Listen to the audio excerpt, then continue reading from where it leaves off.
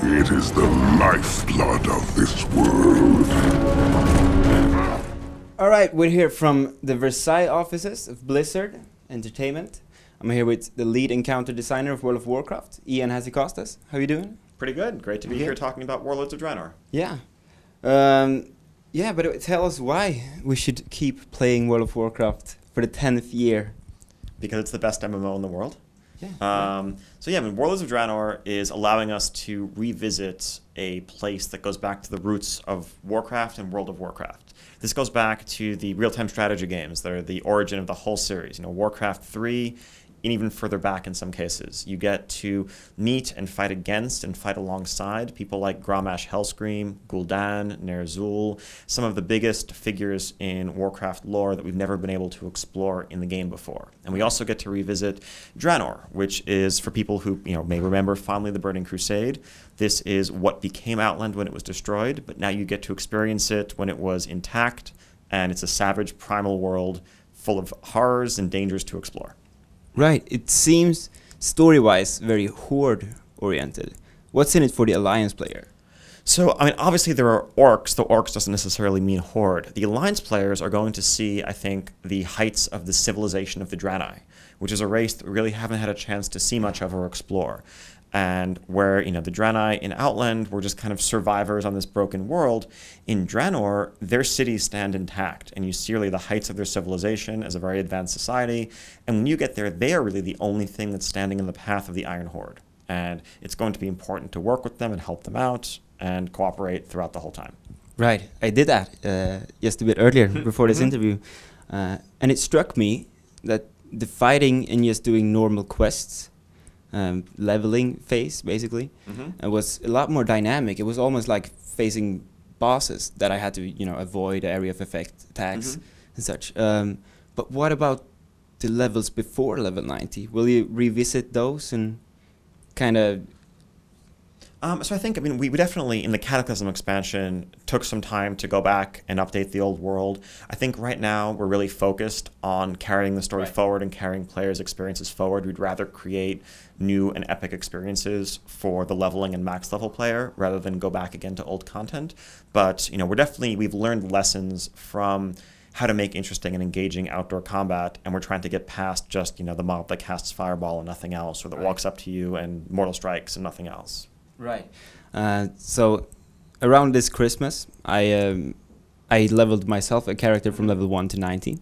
And two things struck me. And the first being, wow, there are still players all over the place, which is very cool. And the second thing was, this takes a long time, and I've done it so many times before. And we're not gonna have to do that anymore. If you don't want to. Warlords of Draenor will allow you to boost or create one brand new level 90 character so you can jump right into the action. Yeah. And really that means that if you have a friend who wants to check out the game or come back to the game who maybe hasn't played in a while, they don't have the need to go through this obstacle of leveling before they can experience the new story and play alongside you. But of course, if you have if you're a max level player already and you want a new alt at level 90, then this lets you do that too. Yeah, but even as a new player, I can just boost myself to level 90. You can, yes. Yes, but how will I then know if, in case I create a Worgen, how will I know what my role is when I get to Draenor? So I think that we're going to make sure that when you boost a character in Warlords, that we take care to unlock your abilities piecemeal, so a few at a time, kind of like how the Death Knight starting experience worked. Right. It's going to be a structured progression because we know that if we take a new player and we give you a level 90 mage with no information or training and just say, okay, you have 25 buttons on your bar, go have fun, that's going to be really overwhelming. So we're going to make sure that players are eased into that experience and are able to learn as they go. Yeah. And story-wise, skipping 90 levels, I've missed a lot. I'm probably going to miss a lot of references, but then again, I have the choice to go back and do that myself. Exactly. I think we're constructing Draenor as a really self-contained story that should all make sense even if you go right into it from scratch. But yes, if we totally expect that Warlords only gives you one level 90 character with it, so even a brand new player who starts at 90, when they want to make an alt after they've experienced Draenor, will get to go back and play through the rest of the game and understand everything they may have missed. All right, great. I'm excited about the Garrison system. Tell us a little bit about that. So garrisons are really a chance for you to own a piece of Draenor. One of the first things that you do when you start the expansion, maybe within the first hour of your gameplay, is going to be to establish this base in either Frostfire Ridge if you're Horde or Shadowmoon Valley if you're Alliance, which you will then use to build up and gather followers, basically gather an army to take on the Iron Horde. Yeah. As you level up, you will unlock new buildings that you can then build at your garrison and send your followers out on missions to gather resources and items, which you'll use to level up your garrison and upgrade your buildings and unlock new plots of land to build on. There's really a very deep, rich system there that's going to keep players occupied and engaged and really will be intertwined with the whole world of Draenor throughout. Yeah, cool.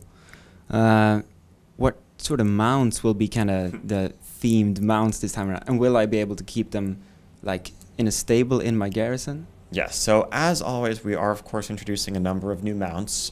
Some of those, I think, are going to be surprises for players to see and to experience, but some of them are the sorts of things that you would expect given the creatures that live in Draenor.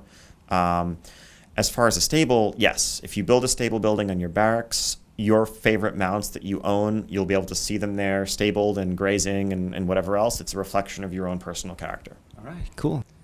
So there are no new races or classes this time around, for the first time ever? I mean, we don't always do a new race or a new class in a given expansion. Last time in Pandaria, we had both. This time, we really chose to focus instead on updating all of our old player models. And so the work that would have gone into creating a new race is instead being used to bring all of our old races back into 2014. And so that everyone can enjoy playing a model that has the same level of quality as the Pandaren and Mists of Pandaria. So it's not that you're completely satisfied with everything that you've got already. We might see new races playable. I think, yes. For both race and class, it depends on the story that we're telling and the setting. I mean, for Mists of Pandaria, really, the Pandaren was, of course, the very natural choice since this is their homeland. Right. And same thing with the monks, since the tradition of the Pandaren was a brewmaster, and they were always portrayed as martial artists. It made sense to introduce a new class. It happens not to for Warlords, but the future could certainly be different. Right. So could you give us a small exclusive hint about what those races might be? No, sorry. Not at all? Not at all. All right. Tuskar? Not at all. All right. So the numbers, it's always fun to talk about the numbers. Okay. The numbers this time around have been reduced, and it's been rumored, or so I've heard, that the numbers now in Mist of Pandaria are so big that you basically had to have Garrosh heal himself that many times just because he couldn't have enough health. That's part of it, yes. I mean, currently in Mists of Pandaria, a boss is limited in how much health it can have by the size of a 32-bit integer. It's like 2.14 billion is the most hit points anything can have in Warlords, in Mists. Now, we could solve that problem on the technical side, on the programming side, and let it go up to almost infinite. That wouldn't be a problem. It's a way we could approach it. However, we also think there are really good design reasons to stop the numbers from getting so large. I think as numbers get larger, they become harder for players to really comprehend. Exactly. I mean, I've been playing since day one in WoW, and I remember the first time I got to 1,000 spell power, and it felt like a really big deal. I couldn't tell you how much spell power my character has on live right now because the number is so large. You almost lose track of it. It loses much meaning. So what we're doing in Warlords is we're going to basically renormalize and squish the item curve from level 1 to just before 90.